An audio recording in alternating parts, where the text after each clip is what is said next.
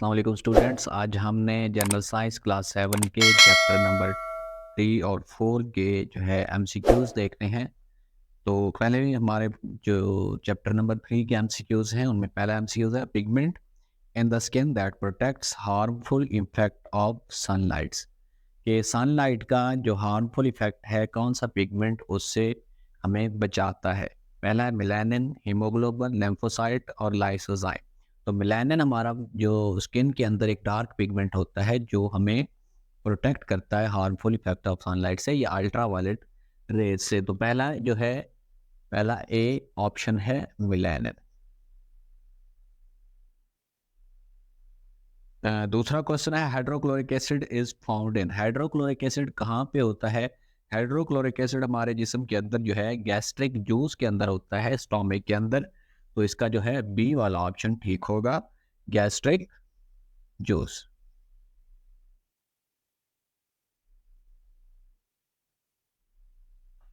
Question number 3 है is the inflammation of liver. के liver का इन्फ्लेमेशन क्या होता है? इसका डी वाला ऑप्शन ठीक है, हेपाटाइटिस। तो हेपाटाइटिस ऐसी डिसीज है जिसमें जो लिवर को इफेक्ट करती है। D, hepatitis.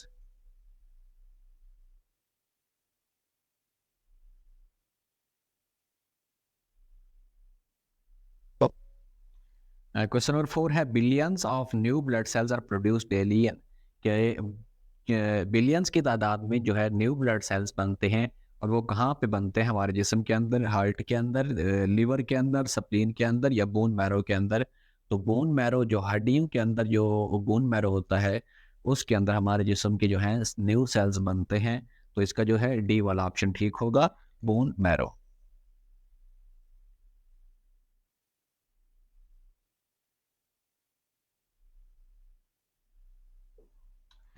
क्वेश्चन नंबर 5 है nuclear membrane is not found in. कि न्यूक्लियर मेम्ब्रेन कहाँ पे नहीं होती? न्यूक्लियर मेम्ब्रेन क्या होती है? जो न्यूक्लियस के इर्द गिर्द मेम्ब्रेन होती है उसको हम न्यूक्लियर मेम्ब्रेन का नाम देते हैं।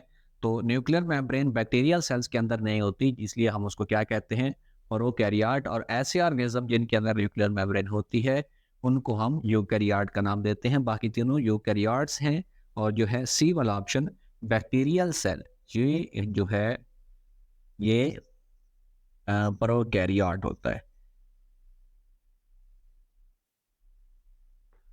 तो नेक्स्ट हमने चैप्टर नंबर 4 के जो है एमसीक्यूज देखने हैं। तो पहला है MCQs an element with 15 protons in its atomic nucleus as atomic number.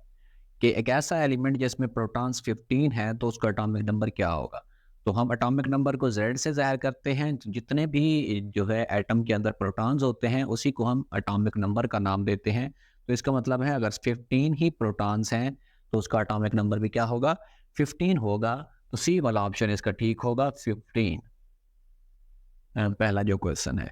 दूसरा क्वेश्चन है the central part of an atom is called. कि एटम का सेंट्रल पार्ट क्या कहलाता है? एटम का सेंट्रल पार्ट जो होता है न्यूट्रॉन और प्रोटॉन पे मुश्तमिल होता है, जो न्यूक्लियस कहलाता है। तो दूसरा क्वेश्चन का डी वाला ऑप्शन ठीक होगा, न्यूक्लियस। सी,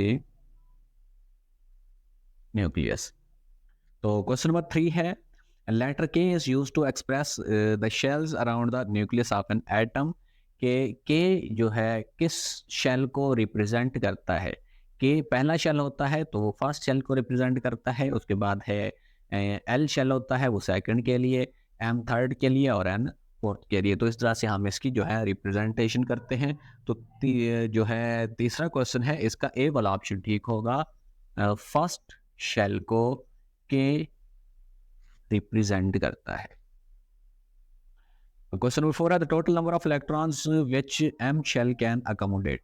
कि एम शेल में टोटल कितने इलेक्ट्रॉन्स आ सकते हैं, मतलब मैक्सिमम कितने इलेक्ट्रॉन्स आ सकते हैं? तो मैक्सिमम जो इलेक्ट्रॉन्स आ सकते हैं, के अंदर 2 आते हैं, एल के अंदर 8 आते हैं और एम के अंदर 18 आते हैं। तो सी वाला ऑप्शन ठीक होगा इसका, 18, क्वेश्चन नंबर 4 का। क्वेश्चन नंबर 5 है the particles of an atom have a negative charge on it. कि पार्टिकल्स, एटम के वो पार्टिकल जिनके ऊपर नेगेटिव चार्ज होता है उनको हम क्या नाम देते हैं? तो नेगेटिव चार्ज पार्टिकल इलेक्ट्रॉन कहलाता है। ए वाला ऑप्शन ठीक है इसका, इलेक्ट्रॉन। क्वेश्चन नंबर 6 है N atomic number of an element present in period 2 and group 15 of the periodic table. अब जो ग्रुप 15 होता है वो नाइट्रोजन फैमिली वाला होता है, तो नाइट्रोजन का एटॉमिक नंबर क्या होता है? 7 होता है।